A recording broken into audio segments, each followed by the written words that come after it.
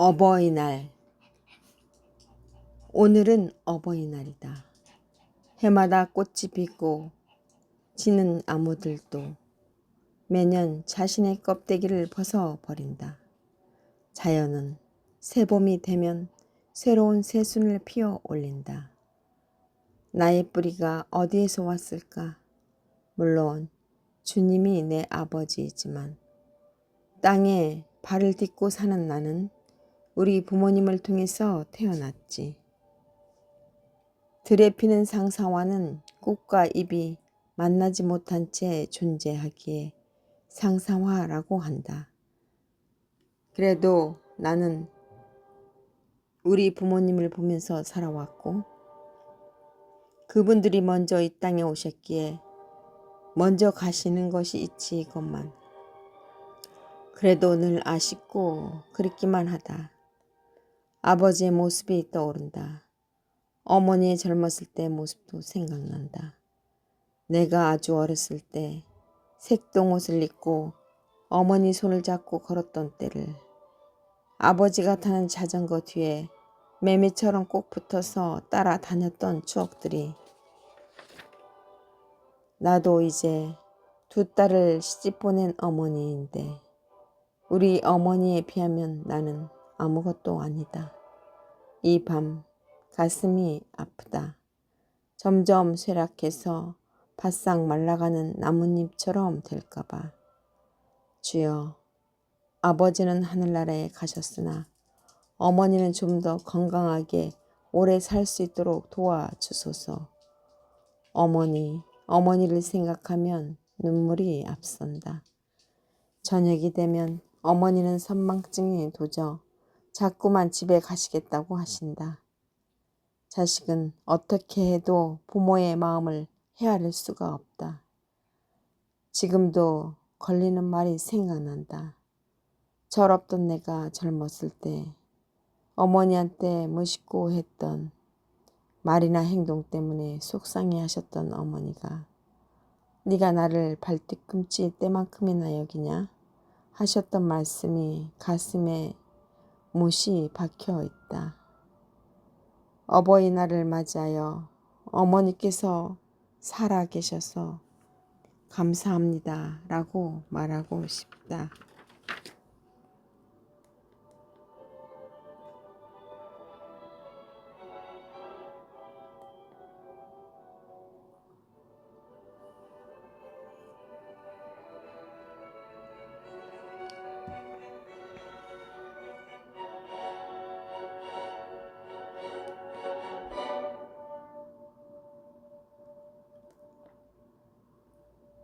나는 자연인이다 를 보면서, 나는 TV 프로그램 중에 즐겨보는 프로 중에 하나가 나는 자연인이다 란 프로이다. 언제부터인가 내 마음속에 자리 잡은 소망 하나가 깊은 산속에서 살아보고 싶다는 생각을 해왔다. 가끔씩 친정 가는 고속도로를 운전해서 가다 보면 인적이 드문 곳에 자리 잡은 작은 마을을 볼 때면 불쑥 떠오르는 작은 바람이다. 푸른 하늘 위로 흰 구름이 여러 가지 모양으로 시시각각 변하고 있는 청징한 하늘, 그 아래 초록으로 뒤덮여 있는 산속에 드문드문 보이는 시골집은 그야말로 향수가 없음에도 언젠가는 돌아가야 할 그곳 같은 풍경을 느끼게 한다. 물론 현실은 산속 생활이 많이 힘들겠지. 자급자족을 해야 하는 생활이라 부지런하지 않고는 살아가기가 힘이 들 것으로 보인다.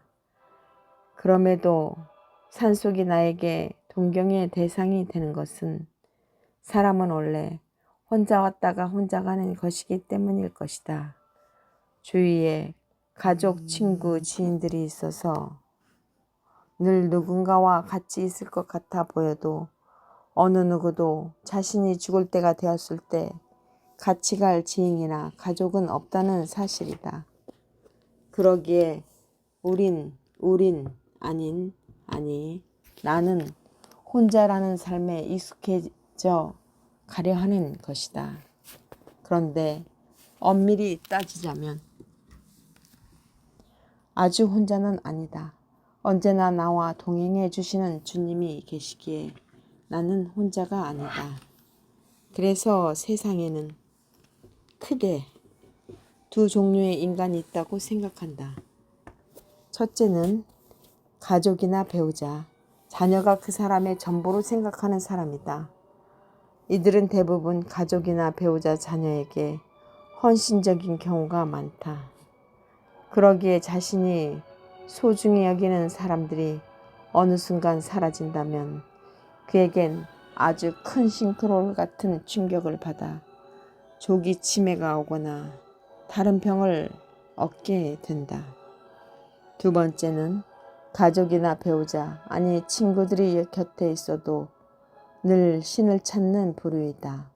이런 경우는 어떠한 상황이 오더라도 쉽게 흔들리지 않는 경우다. 나는 아마도 이 두 번째에 해당하는 듯하다. 그러니 내가 산속 깊은 곳에 살아도 잘 적응해 나갈 수 있을 것도 같다. 아침 일찍 일어나서 자연을 보며 감사하고, 소소하게 먹거리를 만들면서 감사하고, 작은 노동을, 채소 등을 가꾸는 일 하면서 감사하고 살아갈 수 있을 것도 같은데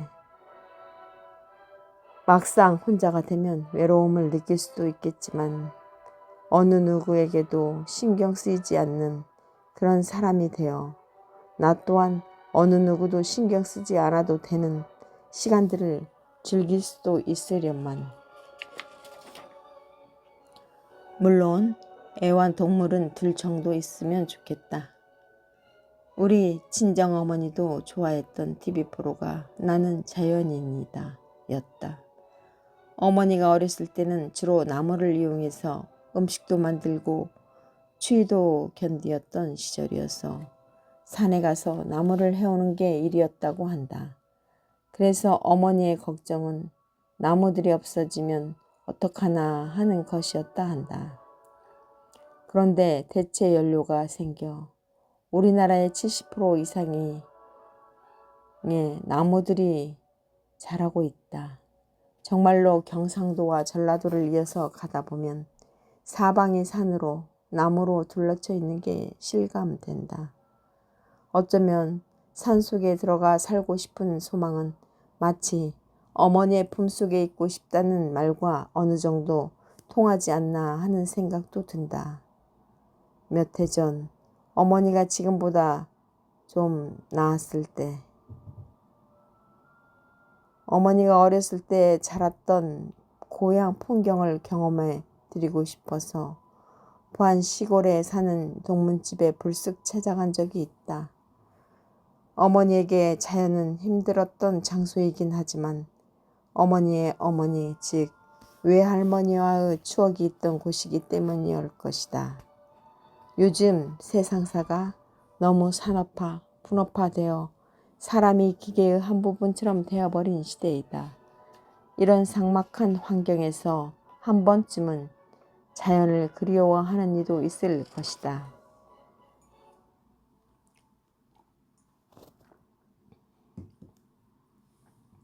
물고기 연어가 회귀 본능으로 인해 먼 거리를 역류해서라도 자신의 고향을 찾아가는 것처럼 우리가 자연 속으로 들어가고 싶은 것은 어쩌면 마지막 생을 자연 속에서 승하하고 싶은 마음에서 오는 것은 아닌지. 물론 믿는 이들이 가고자 하는 천국도 편안하고 아늑한 전원에서 사자와 이리 어린 양이 같이 뛰노는 곳은 아닐까 싶다.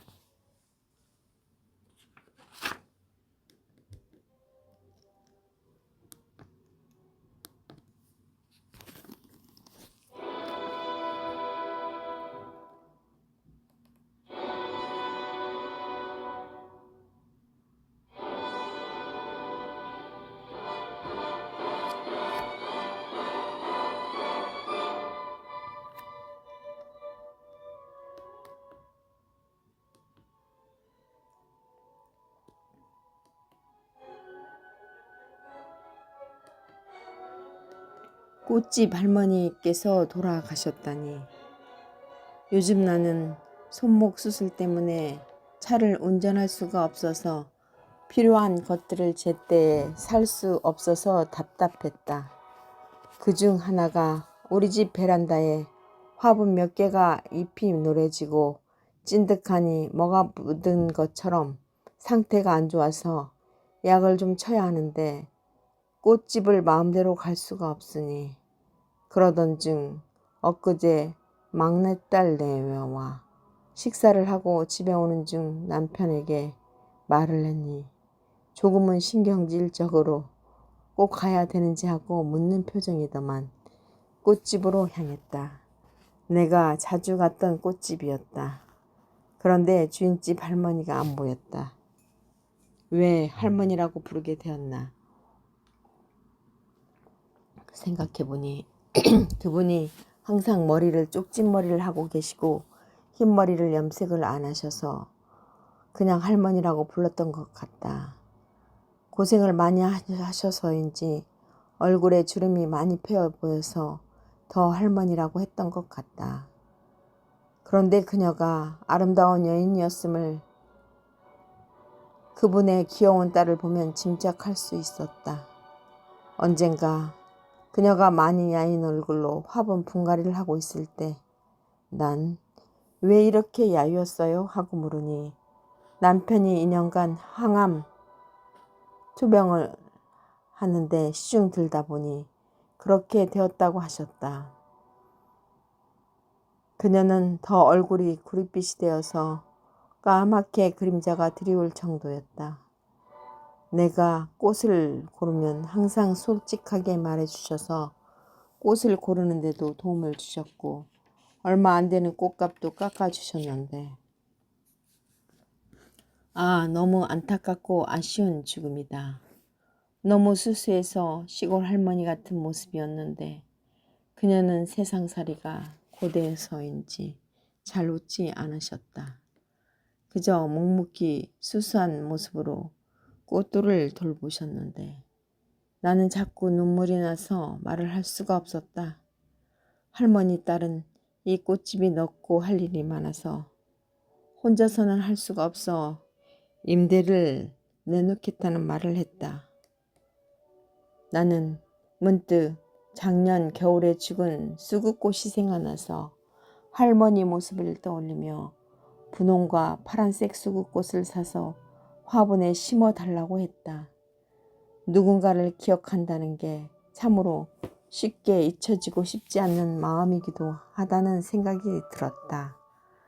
우리 집 베란다에 두 화분을 자리에 앉혀 놓고 보니 파란 수국은 왠지 할머니의 힘든 모습 같아 보였고 분홍 수국은 할머니가 꽃을 대할 때 웃는 모습 같아 보였다. 나는 꽃집 할머니, 아니 꽃집 아줌마, 아니 꽃집 여인을 기억하기로 했다. 우리네 인생은 언제 끝날지 아무도 모르지만 이렇게 고생만 하시다가 가시다니 다른 이들에게 예쁜 꽃을 선보였건만 정작 할머니 자신한테는 마음에 여유가 없지 않았는지 참으로 허망하고 안타깝다. 그녀는 이 땅에 와서 편안함보다는 흙을 만지며 꽃들과 이야기하며 다른 즐거움을 느꼈으리라 짐작해 본다. 부디 그녀의 꽃처럼 아름다운 마음씨가 이 자연을 사람들을 풍요롭게 하였음에 감사드린다. 안녕히 가세요. 그곳 하늘나라에서는 꽃밭에 손님이 되어 기쁘고 환하게 살아가길 기도합니다.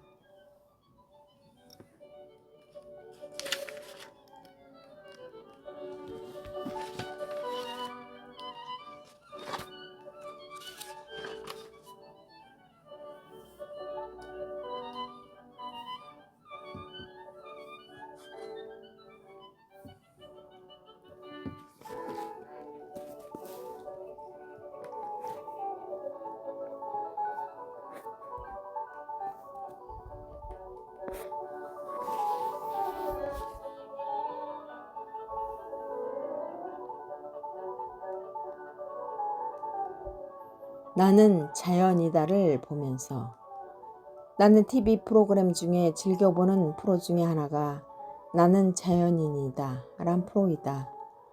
언제부터인가 내 마음속에 자리 잡은 소망 하나가 깊은 산속에 살아보고 싶다는 생각을 해왔다. 가끔씩 친정 가는 고속도로를 운전해서 가다 보면 인적이 드문 곳에 자리 잡은 작은 마을을 볼 때면 불쑥 떠오르는 작은 바람이다. 푸른 하늘 위로 흰 구름이 여러 가지 모양으로 시시각각 변하고 있는 청징한 하늘. 그 아래 초록으로 뒤덮여 있는 산속에 드문드문 보이는 시골집은 그야말로 향수가 없음에도 언젠가는 돌아가야 할 그곳 같은 풍경을 느끼게 한다. 물론 현실은 산속 생활이 많이 힘들겠지. 자급자족을 해야 하는 생활이라 부지런하지 않고는 살아가기가 힘이 들 것으로 보인다. 그럼에도 산속이 나에게 동경의 대상이 되는 것은 사람은 원래 혼자 왔다가 혼자 가는 것이기 때문일 것이다.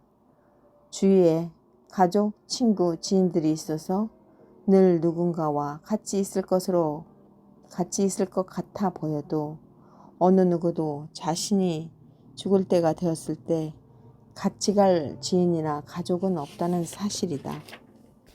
그러기에 나는 혼자라는 삶에 익숙해져 가야 하는 것이다. 그런데 엄밀히 따지자면 아주 혼자는 아니다. 언제나 나와 동행해 주시는 주님이 계시기에 나는 혼자가 아닌 것이지. 그래서 세상에는 크게 두 종류의 인간이 있다고 생각해 봤다. 첫째는 가족이나 배우자, 자녀가 그 사람의 전부로 생각하는 사람이다. 이들은 대부분 가족이나 배우자, 자녀에게 헌신적인 경우가 많다.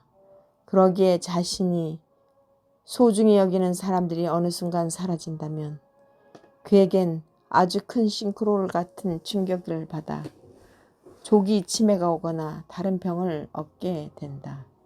두 번째는 가족이나 배우자, 자녀, 친구들이 곁에 있어도 늘 신을 찾는 부류이다. 이런 경우는 어떠한 상황이 오더라도 쉽게 흔들리지 않는 경우이다. 나는 아마도 이 두 번째에 해당하는 듯하다. 그러니 내가 산속 깊은 곳에 살아도 잘 적응해 나갈 수 있을 것도 같다.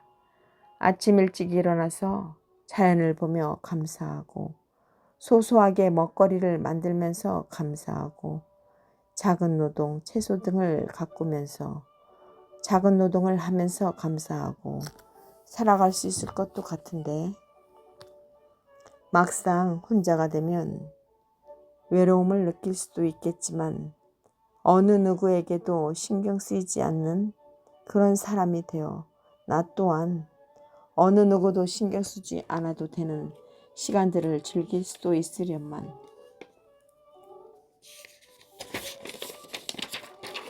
물론 애완동물은 둘 정도 있으면 좋겠다. 우리 친정어머니도 좋아했던 TV 프로가 나는 자연인이다 였다.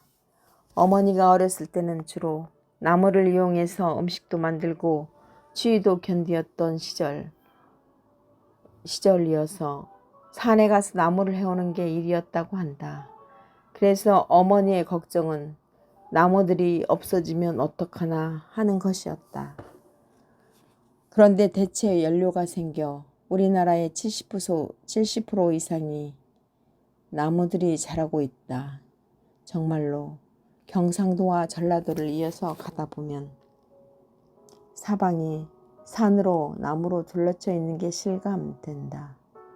그래서 어쩌면 산속에 들어가 살고 싶은 소망은 마치 어머니의 품속에 있고 싶다는 말과 어느 정도 통하지 않나 하고 생각해 본다. 몇 해 전 어머니가 지금보다 더 젊었을 때 어머니가 어렸을 때 자랐던 고향 풍경을 경험해 드리고 싶어 부안 시골에 사는 동문집에 불쑥 찾아간 적이 있다. 어머니에게 자연은 힘들었던 장소이기도 하지만 어머니의 어머니, 즉 외할머니와의 추억이 있던 곳이기 때문이었을 것이다. 요즘 세상사가 너무 산업화, 분업화되어 사람이 기계의 한 부분처럼 되어버린 시대이다. 이런 삭막한 환경에서 한 번쯤은 자연을 그리워하는 이도 있을 것이다. 물고기 연어가 회귀 본능으로 인해 먼 거리를 역류해서라도 자신의 고향을 찾아가는 것처럼 우리가 자연 속으로 들어가고 싶은 것은 어쩌면 마지막 생을 자연 속에서 승화하고 싶은 마음에서 오는 것은 아닌지. 물론 믿는 이들이 가고자 하는 천국도 편안하고 아늑한 전원에서 사자와 일이 어린 양이 같이 뛰노는 곳은 아닐까 싶다.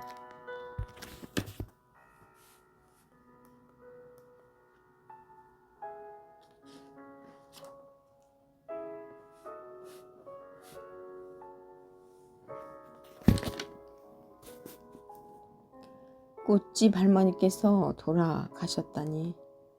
요즘 나는 손목 수술 때문에 차를 운전할 수가 없어서 필요한 것들을 제때 살 수 없어서 답답했다.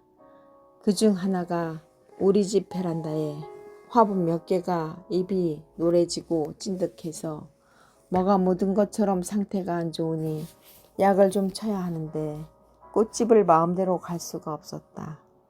그러던 중 엊그제 막내딸 내외와 식사를 하고 집에 가는 중 남편에게 말을 하니 조금은 신경질적으로 꼭 가야 되는지 하고 묻는 표정이더만 꽃집으로 향했다. 내가 자주 가는 꽃집이었다. 그런데 주인집 할머니가 안 보였다. 왜 할머니라고 부르게 되었나 생각해보니 그분이 항상 머리를 쪽집머리를 하고 계시고 흰머리를 염색도 잘 안 하셔서 그냥 할머니라고 불렀던 것 같다. 고생을 많이 하셔서인지 얼굴에 주름이 많이 패여 보여서 더 할머니라고 했던 것 같다. 그런데 그녀가 아름다운 여인이었음을 그분의 귀여운 딸을 보면 알 수 있었다. 언젠가 그녀가 많이 야인 얼굴로 화분 분갈이를 하고 있을 때 나는 왜 이렇게 야유웠어요? 하고 물으니 남편이 2년간 항암 투병을 하다가 하늘나라로 갔다고 했다. 그러다 보니 얼굴이 구릿빛처럼 패여서 까맣게 그림자가 드리울 정도였다. 내가 꽃을 고르면 항상 솔직하게 말해주셔서 꽃을 고르는데도 도움을 주셨고 얼마 안 되는 꽃값도 깎아주셨는데 너무 안타깝고 아쉬운 죽음이다. 너무 수수해서 시골 할머니 같은 모습이었는데 그녀는 세상살이가 고되어서인지 잘 웃지는 않았다. 그저 묵묵히 수수한 모습으로 꽃들을 돌보셨는데 나는 자꾸 눈물이 나서 말을 할 수 없었다. 할머니 딸은 이 꽃집이 넓고 할 일이 많아서 혼자서는 할 수가 없어 임대를 내놓겠다는 말을 했다. 나는 문득 작년 겨울에 죽은 수국꽃이 생각나서 할머니 모습을 떠올리며 분홍과 파란색 수국꽃을 사서 화분에 심어달라고 했다. 누군가를 기억한다는 게 참으로 쉽게 잊혀지고 싶지 않는 마음이기도 하다는 생각이 들었다. 우리 집 베란다에 두 화분을 자리에 앉혀놓고 보니 파란 수국은 왠지 할머니의 힘든 모습 같아 보였고 분홍 수국은 할머니가 꽃을 대할 때 웃는 모습 같아 보였다. 나는 꽃집 할머니, 꽃집 아줌마, 꽃집 여인을 기억하기로 했다. 우리네 인생은 언제 끝날지 아무도 모르지만 이렇게 고생만 하시다가 가시다니 다른 이들에게 예쁜 꽃을 선보였건만 정작 할머니 자신한테는 마음에 여유가 없지 않았는지. 참으로 허망하고 안타깝다. 그녀는 이 땅에 와서 편안함보다는 흙을 만지며 꽃들과 이야기하며 다른 즐거움도 느꼈으리라 짐작해 본다. 부디 그녀의 꽃처럼 아름다운 마음씨가 이 자연을 사람들을 풍요롭게 하였음에 감사드립니다. 안녕히 가세요. 그곳 하늘나라에서는 꽃밭의 손님이 되어 기쁘고 환하게 살아가길 기도합니다.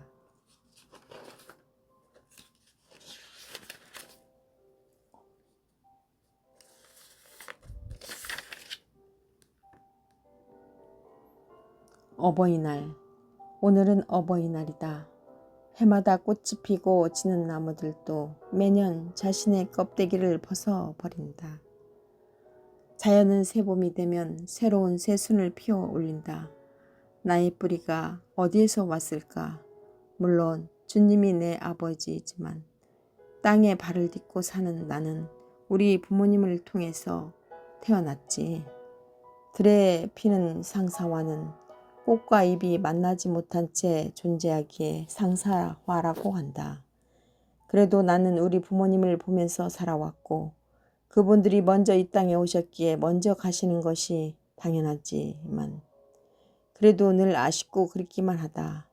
아버지의 모습이 떠오른다. 어머니의 젊었을 때 모습도 생각난다.